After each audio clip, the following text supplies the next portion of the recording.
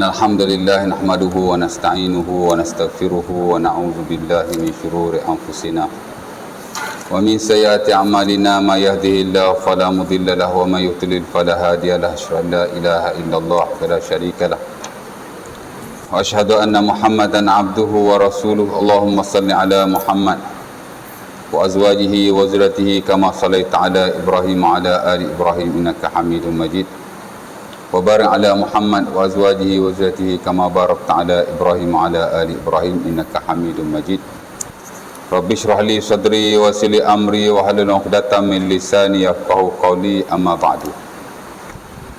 Syukur kepada Allah Subhanahu Wa Taala kerana pada malam ini dapat sama-sama kita berkumpul di masjid kita untuk kita sambung perkongsian kita yang telah lalu yang kita tinggalkan, di mana kita dulu pada bab adabul muamalah dalam surat mukaddimah, dan saya kira saya telah menghabiskannya. Kita dah mengambil 3 atau 4 kuliah saya ingat dalam bab itu. Dan malam ni saya nak masuk bab yang baru. Itulah perkara yang penting juga, yang saya kira dalam mana-mana buku fiqh, especially yang kontemporer lah ya, mereka tak lepas daripada membicarakan tentang apa yang disebut sebagai elemen muamalat ya, merujuk kepada perkara-perkara penting yang harus ada dalam sesuatu urusan muamalat yang dilakukan oleh kita, di mana kalau tidak ada ke semua elemen-elemen ini, maka tidak adalah muamalat itu sendiri. Kalau ada pun tidak sah ya. Mungkin ada sebahagiannya, tidak ada sebahagian yang lain ya. Kalau tak ada semua, confirm tidak ada muamalat itu sendiri ya. Dan yang saya notakan di situ ada 4 ya. Pertama ialah elemen harta, yang kedua ialah elemen pemilikan, yang ketiga ialah elemen akad atau kontrak, dan yang keempat ialah elemen redha atau persetujuan. Of course lah, di kalangan orang-orang yang melakukan suatu urusan ataupun transaksi muamalat itu sendiri ya. Baik, kita pergi kepada elemen yang pertama, the first element, al-unsurul awwal ha? Dari istilah Arab kita panggil al-anasiru al-hammah fil muamalah, mana anasir-anasir ataupun elemen-elemen yang penting dalam muamalah ha? Baik, the first element, elemen yang pertama ialah elemen harta ya. This is the first and foremost element dalam muamalah. Ni hak paling penting sekali. Di mana jika tidak ada harta, maka tidak adalah muamalat itu sendiri. Nak uruskan apa? Nak transaksi apa kalau harta tidak ada? Bahkan keseluruhan muamalat semuanya berkait dengan harta. We are talking about harta. Dalam Arab disebut sebagai al-mal. English kita panggil property ya. Mana mesti ada harta lah. Kalau ada harta, ada muamalat. Tak ada harta, tak adalah muamalat tu. Sebab itu ia adalah elemen hak paling penting sekali, asas ataupun perkara hak mesti ada dalam mana-mana urusan muamalat. Dalam fiqh muamalat tuan-tuan, klasik lah terutamanya, kita ada 9 kitab yang besar. Pertama kitabul buyuk, kedua, ketiga, keempat sampai kitabul etik. Kitabul buyuk ialah kitab jual beli yang mengandungi bab-bab dalam jual beli lah. Ada rukun, syarat ya, ada jual beli yang diharamkan dan beberapa yang lain. Sebagainya adalah nota, sebagainya tidak. Kalau klasik memang banyak lah ya. Satu persatu sampai kitabul etik ya, the chapter of slavery freedom, maksudnya bab tentang pembebasan hamba.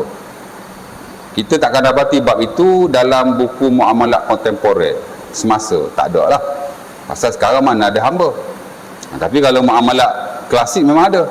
Kebiasaannya duduk akhir sekali, the last chapter ya. Kenapa begitu? Sebab hamba dalam konteks dulu ialah harta. Hamba ialah harta. Batu ia boleh dijual beli, ia boleh disewakan, hatta ia boleh diwakafkan mengikut sebagian para ulama ya. Dan Rasulullah SAW juga mengingatkan para sahabatnya, siapa-siapa yang tidak ada harta selain daripada hambanya, dia tidak boleh mewasiatkan hamba itu melebihi daripada 1/3 daripada hamba berkenaan. Contohnya ada seorang sahabat Nabi ni, dia ada 6 orang hamba Ya, hamba tu harta dan dia tidak ada harta yang lain. Ya. Hamba je dia ada. Tapi dia wasiat, kalau aku mati 6 hamba ni mesti dibebaskan. Dipanggil tadbir. Pembebasan hamba ni ada banyak bentuk-bentuknya. Salah satu kita panggil tadbir. Tadbir ni ialah dia wasiat, kalau aku mati hamba aku ni bebas. Itu dipanggil tadbir atau mudabarah. Dia ada 6 orang hamba. Ya. Jadi bila dia meninggal, anak dia pun nak lunaskanlah wasiat yang dia wasiatkan kepada anak dia ni. Jadi bila dia meninggal, bebaslah 6 hamba tu. Dan sampailah berita tu kepada Rasulullah sallallahu alaihi wasallam, ya. Hadis ini diriwayatkan oleh Sahih Bukhari daripada Umrah bin Husain. It's a very well and famous hadis. Dia amat diketahui lah hadis ni bila kita belajar bab hamba tu, ya. Bila Nabi tahu, Nabi panggil balik hamba tu mai 6 orang. Ya. Bebas dah, Nabi panggil balik. Kemudian Nabi buat buat undian. Kerana di kalangan 6 orang ni hanya 2 orang sahaja yang boleh dibebaskan. 1/3 kan? Sama macam tuan-tuan sekarang. Tuan-tuan tak boleh wasiat harta lebih daripada 1/3. Tahu wasiat? Kita ada 2 slot charity dalam muamalat, ya. Yang biasalah charity ni ada 4. Wasiat, hibah, wakaf dan faraid. Ya. Tapi berkait dengan hibah dengan faraid ini, hibah pemberian semasa hidup, wakaf pun sama juga, ya. Semua hibah ni dia pemberian kepada, dia bukan wakaf lah. Wakaf ni kita bagi kepada orang Islam. Boleh juga kita wakaf kepada ahli zuriat kita, tapi dia berbeza dengan hibah. Hibah ni kita beri tapi semasa hidup kepada sesiapa sahaja, ya, sama ada kepada ahli waris atau bukan ahli waris, kita bagilah kat hibah kan. Tapi masa hidup lah. Once kita bagi, dia terus berkuat kuasa, ya. Dia tak macam hibah-hibah yang ada sekarang kat tabung haji, kat GRSP. Itu hibah bersyarat. Memang kita hibah kepada penama tu, tapi bukan hibah yang kita duk faham, yang kita belajar hatta dalam mazhab Syafi'i, ya. Hibah yang dulu-dulu dah tak digunakan dalam konteks kewangan hari ni, terutama dalam hal yang macam tu lah, ya. Kita orang taruh nama kan. Jadi dia mati, kita ambil harta tu, kita buat macam kita tak. Hibah tu hibah amanah saja. Dia cuma nak bagi elok daripada faraid. Kalau masuk faraid susah sikit, jadi dia buat sistem hibah. Tapi itu hibah bersyarat, bukan hibah yang biasa tu. Hibah yang biasa ni kita bagi-bagi ya. Tapi hibah ada tu di peringkat perbankan dan kewangan Islam tu, dia hibah bersyarat. Maksudnya kita hibah tu sekadar amanah saja. Once member tu dah mati, kita boleh ambil duit tu, tapi mesti dibahagikan kepada ahli waris. Jangan mentang-mentang nama kita ingat harta kita pula, ya? Dia bukan hibah yang mutlak, ya, hibah bersyarat.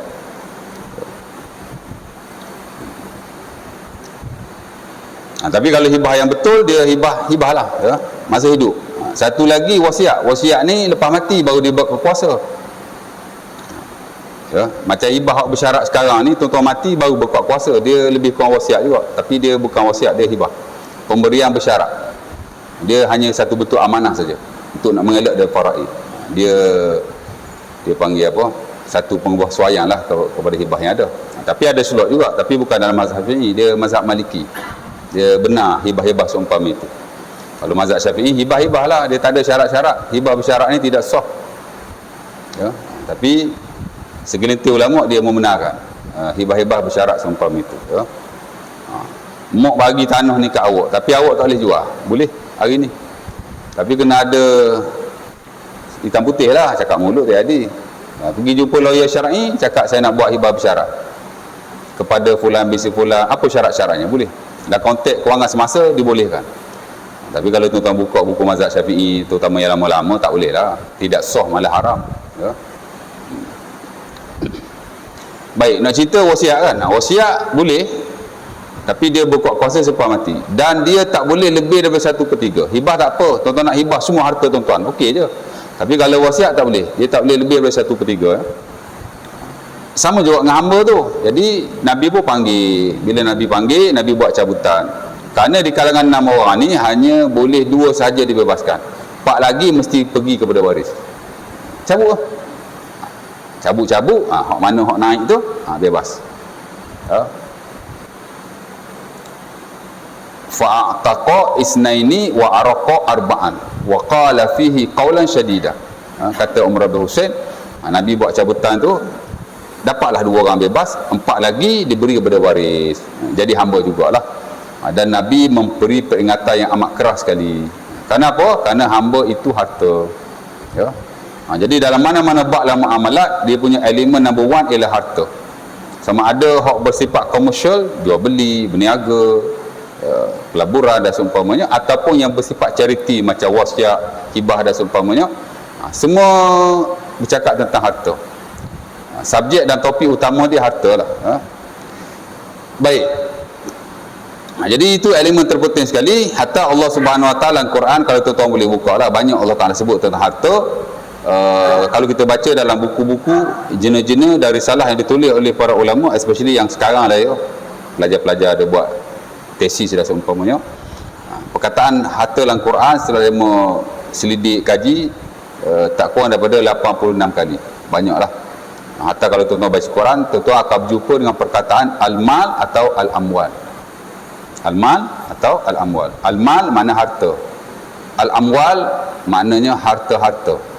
Mal tu singular, amwal plural. Itu saja. Tuan-tuan baca surah Kahfi kan, al-mal wal banun zinatul hayatid dunya. Al-mal makna harta. Kadang-kadang amwal, harta-harta. Wala tu'tus sufaha amwalakum allati ja'alallahu lakum qiyama. Surah An-Nisa ayat yang kelima. Allah Ta'ala kata, jangan kamu berikan harta kamu kepada orang yang bodoh. Ya, kerana Allah Ta'ala menyuruh orang yang cerdik saja yang menguruskan harta. Nanti dalam bab jual beli ada syarat-syaratnya, di mana mesti orang yang rasyid, mana ada keupayaan lah untuk menguruskan harta. Kalau tidak, dia tidak boleh. Ya. Harta ni tuan-tuan, kalau dibandingkan dengan ibadat, harta dia lebih ketat dalam setengah keadaan. Ibadat ni tuan-tuan, dia tidak mensyaratkan balik, harta mensyaratkan balik. Kalau tak balik, tak sah. Asalnya begitulah. Of course lah yang standard dalam mazhab Syafi'i. Ya, budak-budak tidak balik, tidak boleh menguruskan harta, bahkan tidak boleh melakukan apa-apa transaksi termasuk jual beli. Kalau boleh sekalipun hanya perkara yang kecil-kecil dengan izin wali atau bapaknya. Anak kita umur 7 tahun, boleh suruh dia pergi beli. Tapi benda hak 2-3 riyal, 2-3 ringgit, tu pun kita kena royak dia, gapo nak kena beli. Boleh. Mazhab Syafi'i lulus. Tapi kalau kita bagi duit dia 10 ringgit, dia masuk sendiri ke dalam kedai, dia boleh beli apa dia nak, itu haram dan tak sah sama sekali. Yang mazhab Syafi'i lah. Ya. Dan saya kira majoriti para ulama, hatta hak standard dalam mazhab Hambali, ya, tak boleh.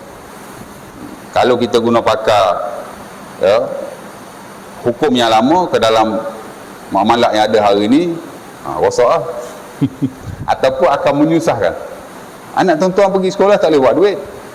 Habis itu siapa nak beli makan untuk dia? Cikgu nak uruskan. Cikgu banyak kerja lain ya. Tanya guru besar pengetua kita, ya tak? Dia bawa duit sendiri, beli sendiri, ya. Mesti mensyaratkan balik. Ibadah tak. Ibadah syarat mumayyiz cukup. Anak kita umur 3 tahun, 4 tahun, reti bercakap, reti berak kencing sendiri, reti makan sendiri. Boleh dah tuan-tuan bawa mari masjid, ajar dia semayang. Dia ikut belakang kita, sah. Ya. Hatta kalau dia boleh baca Quran dengan baik, reti hukum hakam semayang, dia boleh jadi imam. Dia tak sunat lagi ustaz. Tak ada syarat sunat, tak sunat. Ya. Asal kalau orang tak sunat dia najis.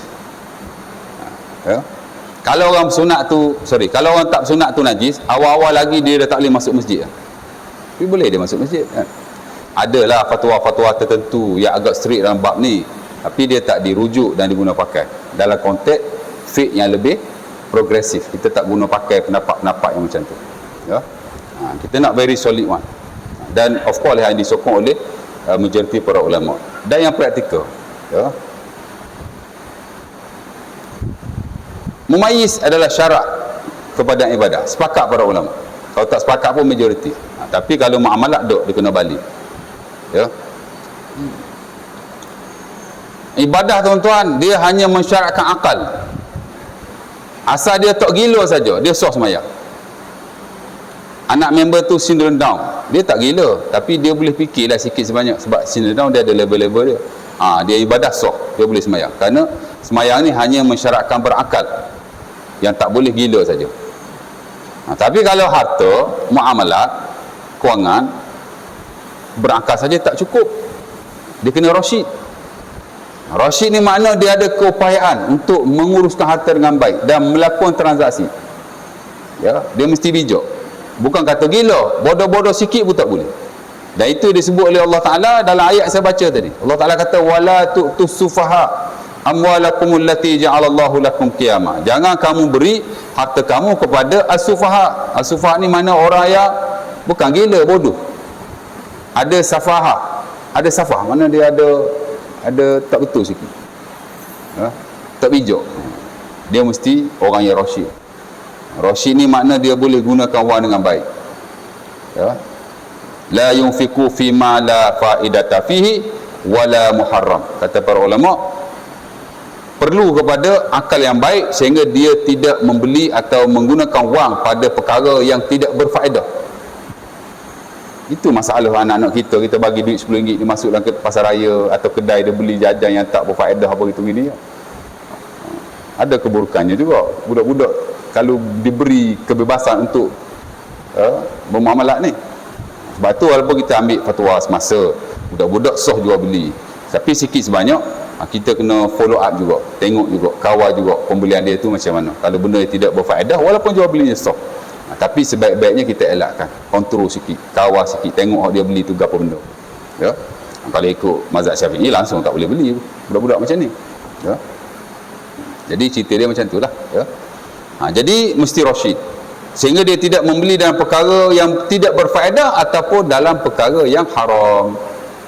Sebab tu kena ada rasyid. Jadi dalam setengah keadaan lah, walaupun muamalat ni dalam banyak hal dia very flexible, dia open, tapi adalah saya lihat satu dua perkara yang dia agak ketat. Allah Ta'ala jaga sikit, kerana harta ada perkara yang amat penting sekali. Ya. Baik.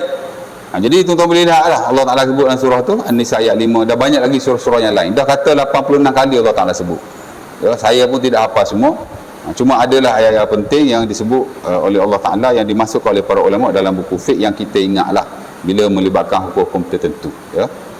Baik, jadi harta amat penting sekali, ya, number one. Dan poin-poin kepada harta saya dah masuk dalam nota ni, saya akan pergi selepas ini one by one lah, ya. Walaupun tidak kesemuanya, tapi sebahagian daripadanya, ya, supaya kita ada idea tentang harta yang halal dan harta yang haram. Kerana dalam bab harta ni kebiasaannya yang menjadi fardu ain kepada kita ialah kita tahu manakah harta yang halal, manakah harta yang haram. Secara umumnya harta adalah halal li ainihi, pada ainnya, pada dirinya, melainkan setengah-setengah keadaan saja. Ya. Tapi harta boleh jadi haram li ghairihi, dengan sebab yang lain. Ya. Harta ni dia tidak haram pada zatnya, pada ainnya, melainkan setengah-setengah keadaan saja. Ya. Apa yang harta yang haram pada zatnya?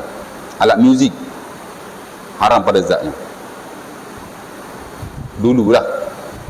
Dulu. Ulama yang paling ketat dalam bab memerangi alat-alat muzik ialah ulama-ulama Syafi'i. Ya. Di mana alat-alat muzik ni tidak sah untuk ditransaksikan. Tak boleh jual beli, tak boleh sewa, tak boleh pinjam, tak boleh apa-apa. Ya, dan kalau kita menghancurkan barang itu tidak berdosa dan tidak wajib digantikan semula. Ya. Kerana apa? Kerana muzik adalah haram.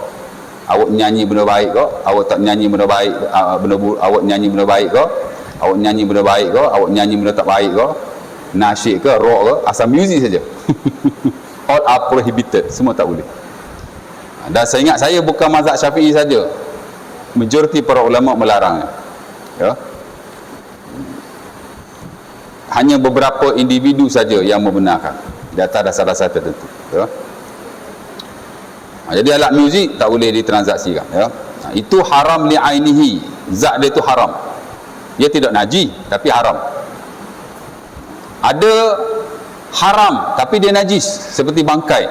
Itu juga haram li ainihi, haram zatnya, Bangkai haram zatnya tapi dia najis. Alat muzik tadi haram zatnya tapi dia tidak najis. Zatnya tu tak boleh dijual belikan. Ya. Kalau bangkai haram juga zatnya tapi dengan sebab dia najis. Dan ulama kias ke atas najis-najis yang lain. Batu najis tuan-tuan, ia tidak boleh ditransaksikan sama sekali. Tuan-tuan meniaga kambing, bapa mentua saya memang bela kambing berpuluh-puluh ekor. Saya ingat 7-8 tahun yang lalu, masa dia sihat-sihat dululah. Sekarang dia tak apa sihat dah. Dalam 4-5 tahun ni dia tak meniaga kambing dah. Dulu saya ingat dulu dekat 50 ekor dia bela. Orang datang daripada Negeri Sembilan, Melaka, pergi beli dia punya kambing. Anda sebut lembu tadi, kambing, bukan lembu, kambing. Besar-besar kambing tuan, 2,000 seekor pun ada, 2,200. Oh, baka baik-baik. Ya. Jadi adalah najis kambing tu. Najis kambing ada orang ambil tuan. Ambil orang ambil. Ya. Boleh jual? Tak boleh. Pasal najis kambing adalah najis. Najis ni haram li'ainihi, haram pada zatnya untuk kita jual beli. Ya. Dan itu pendapat majoriti para ulama. Walaupun ada segelintir yang kata tidak haram, kerana dia melihat najis kambing tu bukan najis. Dan bukan kambing saja, semua haiwan yang halal dimakan najisnya tidak najis. Kalau kena semayang sah. Kalau dia berpegang dengan pendapat tu okeylah. Tapi saya ingat majoriti para ulama termasuk mazhab Syafi'i, ia tidak boleh ditransaksikan. Kalau boleh elakkanlah, kalau boleh. Melainkan jika kita perlu kepada kos-kos tertentu. Mungkin kita nak kaut najis tu, kita upuh orang. Tak? Takkan kita nak kaut sendiri, kita upuh orang. Satu hari RM30, RM40. Maka kita bolehlah ambil sedikit bayaran daripada si pembeli najis tadi. Bukan pembeli lah, mana dia nak najis kambing, hak kita bela. Jadi dengan sebab najis ni kita upuh orang, kaut, kita bayar duit, takkan kita nak keluar duit, najis nak bagi dia. Bolehlah kita cakap kat dia, najis ni aku ada guna modal buat bayar orang, mari RM50 aku nak bayar ke dia. Itu boleh. Tapi asal nak jual beli tu tak boleh. Darah pun sama juga. Darah yang tuan-tuan tidak boleh ditransaksikan kerana dia najis menurut majoriti para ulama. Hatta kalau ada ulama kata darah tak najis pun, dia tak boleh juga ditransaksikan kerana ia ada nas daripada Rasulullah SAW. Nabi memang sebut dengan jelas lah, darah tak boleh ditransaksikan. Kata Nabi, samanuddam khabis. Hadis Ibn Abi Juhaifah dan Sahih Bukhari. Nanti ada bab jual beli yang diharamkan. Salah satu ialah jual beli darah. Awak kata najis ke, awak kata tak najis ke, darah tetap tidak boleh dijual beli atau ditransaksikan dalam muamalat kerana ada nas spesifik daripada Rasulullah. Dia beza sikit dengan najis kambing tadi. Ya, ni dia ada spesifik. Kalau najis tadi dia hanya hadis yang am, dia hanya nas yang am. Ya. Itulah surah Al-Maidah ayat yang pertama atau kedua, macam itulah.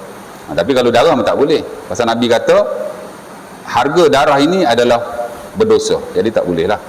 Awak kata najis ke, awak kata tak najis ke, ia tidak boleh ditransaksikan. Melainkan darah haid. Kalau darah haid, sepakat para ulama tak boleh muamalat. Tapi darah selain daripada haid, terutama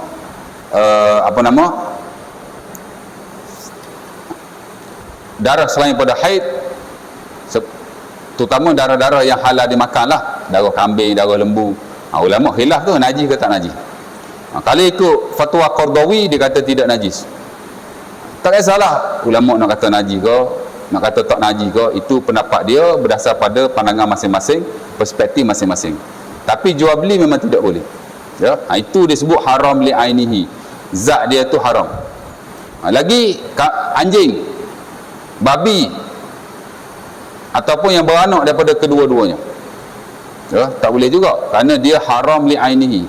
Dia haram tu kerana ain dia. Of course lah dengan sebab dia najis. Tak boleh jual beli tuan. Hanya mazhab Maliki saja yang membenarkan jual beli anjing. Babi saya tak pasti, tapi kalau anjing memang boleh lah di sisi depa. Dan itu yang kita guna pakai hari ni di peringkat global. Tuan-tuan ingat anjing-anjing yang kita guna pakai di peringkat keselamatan, polis duk guna, custom duk guna, apa-apalah kan. Tuan-tuan ingat dia ambil tu free ke? Dia beli. Kerajaan kita beli. Dia pakai akad mana kalau dia beli? Ikut mazhab Syafi'i tak sah, dan itu pendapat majoriti para ulama. Dulu Zaman sekarang ni dia tak kira dah majoriti ke minoriti ke, janji memenuhi keperluan dan kemaslahatan dalam kita bermuamalat, maka ia diharuskan. Habis tu kalau kita tak beli anjing, kita nak dapat ambil kat mana?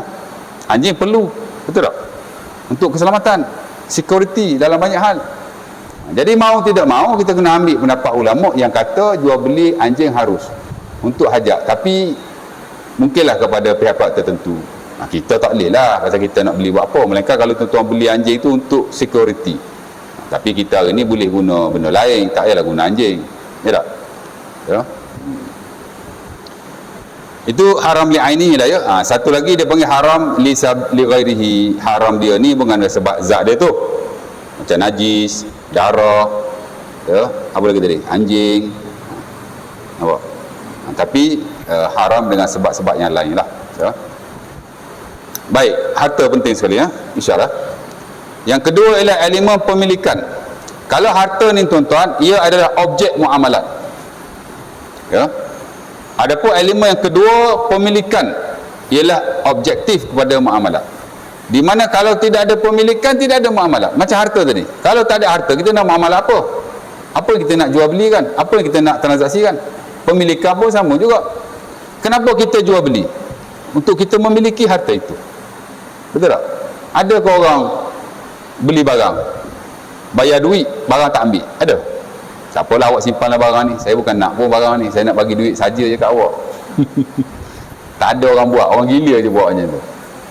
Orang yang waras, muamalat, tujuan dia, objektif dia ialah untuk memiliki harta itu. Pasal apa kita melabur letak duit kat ASB saja-saja je? At the end of the year, bila kerajaan bagi dividen, kita cakap kok dekat apa nama ASB tu, ambil baliklah duit awak, saya tak nak dividen ni, saya nak simpan saya saja je. Tak ada, mesti kita nak habuan tu, keuntungan tu. Tujuan dia ialah pemilikan, ya. Sebab itu Islam mensyaratkan pemilikan adalah perkara yang amat penting sekali dalam bab harta, di mana bila kita lakukan apa-apa pertukaran, tujuannya ialah untuk kita memilikinya, pemilikan.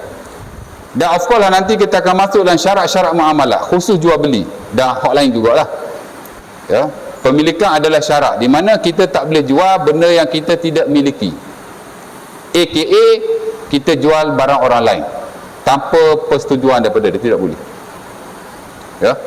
Mesti jual barang yang kita punya. Ataupun kalau kita tidak mempunyai atau memilikinya, kita menjadi wakil kepadanya, baru boleh. Nanti ujung-ujung ada bab wakalah tu kan, ya. Boleh lah. Ataupun kita diberi hak untuk menguruskan harta, boleh lah, tidak sebenarnya wakil.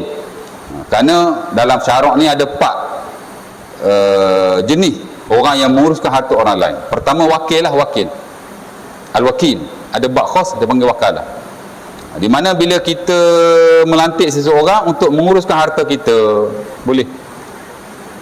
Motor kita nak jual, kita tak boleh jual sendiri sebab kita sibuk, ataupun menyibukkan diri, jadi kita latihlah orang lain, pergi jumpa mana-mana ejen, awak jual lah motor saya ni, ataupun awak, kita pergi Yuska kan, kita suruh dia jual kereta kita, boleh, dia ambil komisen. Berapa nak bagi ni? Bagilah 10% awak kat saya, ambil lah 10%, ya. Itu wakil dia panggil. Mazhab Syafi'i tuan-tuan, kalau tuan-tuan bagi komisen main persen-persen, tidak sah. Tuan-tuan kena sebut berapa RM. Ya, hari ni tak diguna pakai lagi, ya. Kita ambil mazhab yang lain, di mana boleh saja kita memberi upah kepada wakil kita secara musyak, dia panggil dalam bahasa Arab. Dalam bahasa Inggeris kita panggil percentage lah, bahasa Melayu pun kita panggil percentage, mana kita bagi secara persen, 10%, 20%. Tapi kita lantik seseorang lah untuk menguruskan harta kita dalam bab jual beli, dan begitu juga dalam hal-hal yang lain, ya. Ada juga yang disebut sebagai al-wasi. Al-wasi ni ialah orang yang nak menguruskan wasiat kita, boleh. Hari ni kalau kita nak memberi wasiat apa-apa, kita pergi ke pejabat lawyer syar'i, kita cakap ke dia, saya nak wasiat, dia akan buka borang dan seumpamanya. Maka lawyer tu automatically dia akan jadi kita punya wakil lah untuk menguruskan harta kita. Wakil dalam bab wasiat dia panggil wasi, ya. Dan dia ada lah upah-upah tertentu. Perbankan pun buat juga, setengah-setengah bank RSB tak silap, dia pun menguruskan wasiat. Hari ni yang paling famous Amanah Raya Berhad lah, ya. Dan cah dia tak tinggi pun, tak banyak pun, mungkin dalam setahun beberapa ringgit saja, ratus-ratus jugalah, tapi tak banyak lah kan, ya. Ada juga disebut sebagai An-Nazir. An-Nazir juga satu bentuk wakil, tapi untuk menguruskan harta wakaf. Contoh dalam konteks Masjid Surau ni, fungsi masjid lah, batu fungsi masjid, dia panggil Nazir. Asas-asas Nazir dalam syarak ialah orang yang menguruskan harta wakaf, bukan hanya masjid, apa-apa harta wakaf, pengurus dia disebut sebagai Nazir. Saya rasa mungkin sebab tu pengurusi masjid dipanggil Nazir, dia guna istilah tu, kerana masjid ni adalah harta wakaf, walaupun tidak semua. Isyak lah, isyak dulu lah, azan dulu lah. Bismillah.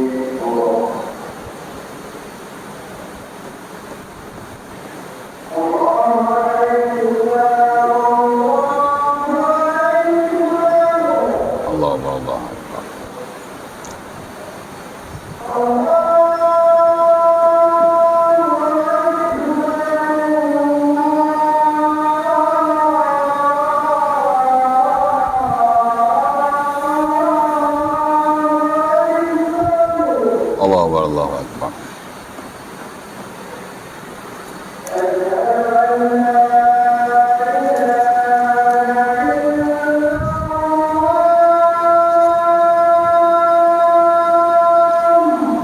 La ilaha illallah.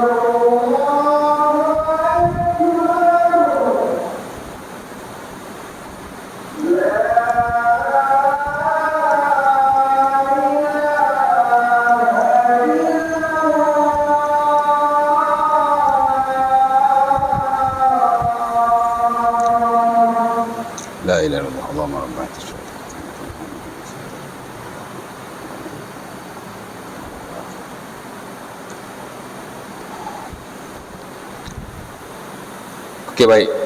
Jadi elemen pemilikan atau dalam bahasa Arab disebut sebagai al-milkiyah, ownership. Ya, amat penting sekali, dan kita tidak boleh jual benda yang kita tidak miliki. Kalau kita tidak miliki, boleh dengan syarat kita jadi wakil dengan bentuk-bentuk perwakilan yang saya telah nyatakan tadi. Dan kita nak kena ingat, bila kita menguruskan suatu harta, harta tu bukan milik kita. Macam Nazir, dia uruskan harta wakaf kan. Harta tu bukan dia punya, dia cuma menguruskan sahaja. Ya, mungkin dia boleh ambil upah-upah tertentu daripada hasil-hasil tertentu bagi sebagai wakaf yang memberikan hasil lah. Tapi harta tu tetap dia tidak memilikinya, dan dia mesti menguruskan dengan baik. Tak boleh ada gelong-gelong pasal wakil. Kalau wakaf lah. Kalau wasiat pun sama juga. Bila dia menguruskan satu wasiat, dia boleh ambil upah macam lawyer syar'i, tapi mesti jelas berapa. Dan begitu dalam hak ehwal yang lain yang melibatkan kita uruskan harta orang lain, kerana kita tidak memilikinya. Pemilikan orang lain, kita hanya menguruskan sahaja. Macam dululah saya pernah jelaskan kepada tuan-tuan masa korban hari itu kan. Tuan-tuan hanya beli lembu wakil kepada masjid. Jadi everything must be clear. Wakil kepada peserta. Jadi everything must be clear. Lembu harga berapa, upah berapa. Yang mana mostly tidak dinyatakan dalam akad secara jelas. Ya. Saya banyak tengok akad-akad di Masjid Surau ni dalam bab korban. Tak cukup piawaian lah sebenarnya. Kerana upah tu dia tak jelas. Ya, dia main lansam saja. Tak boleh ya. Baik. Pemilikan amat penting sekali ya. Kemudian ketiga, elemen akad, aka kontrak. Ya. Yang merujuk kepada apa-apa persetujuan, perjanjian atau hal seumpamanya bila kita nak melakukan satu transaksi. Ia boleh saja dengan lisan, oral, dengan mulut. Aku beli, aku jual. Aku beri, aku terima. Ya. Dan dia juga boleh dengan perbuatan yang mana hari ini kita telah melakukannya. Tuan-tuan beli, tuan-tuan tak sebut lagi, tak apa. Tuan-tuan hibah, tak sebut, tak apa. Tuan-tuan apa lagi? Kerana akad atau kontrak ni tak semestinya lisan. Boleh saja dengan perbuatan yang hari ini very practical sekali, amat practical sekali. Ya.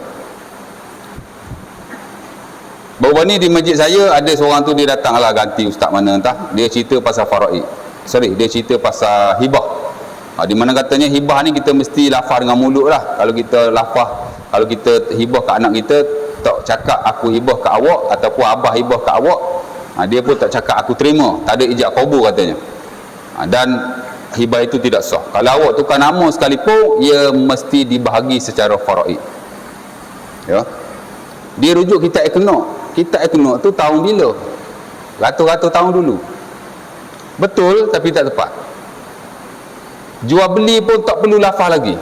Takkan hibah kena lafaz kot. Jual beli pertukaran antara dua harta. Aku bagi duit, kau bagi barang. Kalau yang melibatkan bukan pertukaran seperti hibah, lebih-lebih lagi tak disyaratkan, sebut, boleh saja. Ya, fatwa global, fatwa semasa, apa-apa muamalat tidak diwajibkan lagi untuk kita melafazkan dengan nama mulut. Cukup sekadar kita kalau jual, beli, bagi barang, ambil barang. Kalau hibah, serah terima. Nak kalau kita dah tukar nama, okey lah tu, nak apa lagi, ya tak? Jadi saya kata betul tapi tak tepat. Ya, sebab itu pendapat-pendapat yang konservatif wajib disaring dengan pendapat semasa. Wajib. Kalau tidak, ia tidak akan menepati sekali dan akan menyusahkan banyak pihak, termasuk tuan-tuan sendirilah. Ya. Jadi nak saring. Paling bagus hot letters. Mana hot letters? 20 tahun ke atas. Itu paling bagus sekali. Kerana sejak tahun 1990-an kita sudah ada satu aliran baru dalam muamalat. Apa dia? Pendapat-pendapat yang memenuhi kemaslahatan dan keperluan semasa. Ya. Kalau awak nak aman untuk diri sendiri boleh, tapi kalau nak ajar orang awam tak boleh, kerana kita terikat kepada. Dan saya ingat majlis agama pun banyak tak setuju kalau kita rujuk buku-buku lama tanpa kita saring.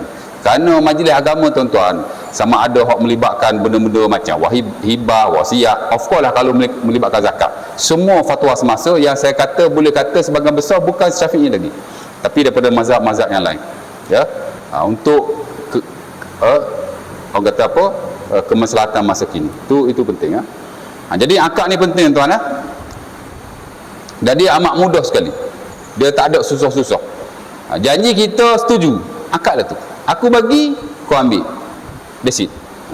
Ya. Dan sebenarnya Islam ni bukan hanya dalam akad muamalat. Akad pernikahan pun dia tak susah, dia senang saja. Aku nikahkan kau dengan anakku, nama sekian-sekian, dengan mas kahwin sekian-sekian. Dia kata aku terima. Okey ya. Ya tak? Akad ni sekadar ijab, offer, qabul, accept. That's apa yang awak bagi, apa saya terima. That's it. Ya. Awak. Batu kita dulu ni kau kahwin besi-besi lama kan, nak kena satu napah lah, kalau batuk tengah-tengah tu tak boleh lah. Itu adalah pendapat-pendapat individu, ya tak? Tapi kalau kita belajar fiqh pernikahan yang realistik dan selari dengan nah-nah agama, dia tak mensyaratkan sebegitu. Sekadar ada ijab daripada si pemberi, ada qabul daripada si penerima dalam satu majlis. That's it. Tak kira lah akad dalam muamalat, akad dalam pernikahan, dan jika ada akad dalam urusan-urusan yang lain, ya. Dan akad ni sebenarnya dia punya nas terhad, ya. Dia lebih kepada ijtihad-ijtihad tertentu. Jadi kita kena saringlah mana satu ijtihad yang lebih bersesuaian daripada masa ke semasa. Itu amat penting sekali, ya. Muamalat ni dia bukan macam ibadat. Ibadat tuan-tuan tengok buku 1000 tahun dulu pun tak apa, dia banyaknya tak berubah, dia fix. Tapi kalau muamalat dia sentiasa berubah daripada satu masa kepada satu masa, ya. Baik, kemudian yang akhir sekali, elemen rela. That means apa-apa yang kita buat dalam muamalat mesti ada redha meredai. Kenapa ulama dulu-dulu mensyaratkan mulut, lafaz bil lisan, akad dengan oral? Kenapa? Kerana dia kata Allah Taala suruh redha, Nabi pun suruh redha. Innamal bai' antaradin, hadis Ibnu Majah. Nabi kata jual beli muamalat kena redha. Allah Taala bersebut surah An-Nisa, illa an takuna tijaratan antara minkum. Jadi dia kata macam mana nak tahqiq redha ni? Macam mana kita nak pastikan redha ni? Mulut lah. Ya. Tapi hari ni redha boleh dipastikan berlaku tanpa menggunakan mulut lagi. As long as transaksi tu berlaku, redha lah tu. Awak pergi bank, awak sign agreement, sign. Tak redha lagi ke? Kalau awak tak redha, awak tak sign. Ya. Jadi memadai lah, ya, cukup. Asal redha saja, asal kita rela, dan tak boleh ada paksaan sama sekali. Dan bukan hanya dalam muamalat ni saja, dalam pernikahan apa-apa yang melibatkan akad, dia tak boleh ada unsur paksa memaksa, mesti ada unsur rela merelai. Bapa nikahkan anak pun, kalau anak tu tak redha, dia boleh mengadu kat qadi, dan qadi boleh fasahkan. Dan ini berlaku pada zaman Rasulullah SAW, ya. Jadi 4 elemen tu penting. Kita akan mula next nanti. Ini semua idea am lah tentang elemen muamalat: harta, pemilikan, akad dan juga redha. Di mana kalau tak ada keempat-empat elemen ni, tak adalah muamalat. Kalau ada, dia tidak sah sama sekali, ya. Dan saya akan baca suatu hari next kuliah nanti, satu persatulah daripada elemen harta kepada yang lain, ya. Sampai habislah insya-Allah taala. Ada nak tanya apa-apa tak? Ada soalan tak? Ada soalan? Tak ada? Kalau tak ada, kita berhenti setakat ni dulu. Sikit sebanyak, mudah-mudahan kita dapat manfaat. Aku Luqul Hazar, Assalamualaikum warahmatullahi wabarakatuh. Kita tangguh majlis kita dengan tasbih kafarah.